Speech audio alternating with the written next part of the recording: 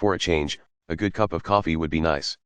It does take some time and some energy to find a great cup of gourmet coffee these days. If you do know of a perfect coffee shop, you are one of the lucky ones. But, did you know that you can basically make a nice cup of coffee on your own from home? Here are 7 simple steps that you can take to produce the perfect cup of coffee every time. Start with quality. One of the most critical aspects of coffee drinking is the grade of the coffee that you start off with. If you have a favorite flavor, then purchase whole beans in that flavor. If you can do this, it will allow you to get the most fresh coffee accessible. Grind away. Purchase a quality coffee grinder. Some of the best grinders available today are easy to use and easy to clean up.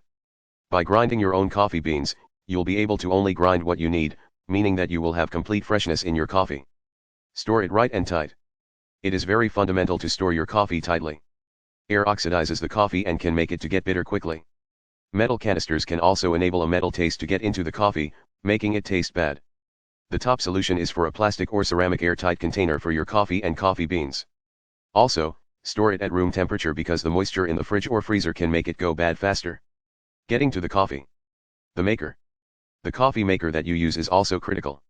No matter what style that you go with, you can get a good cup of coffee out of it if you take the essential steps to keeping it fresh. For example, you should ensure that the coffee maker is kept clean after each use.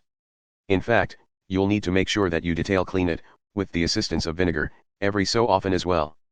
Your preferences will ultimately determine which style of coffee maker you will use. Make sure that it uses a permanent filter in it.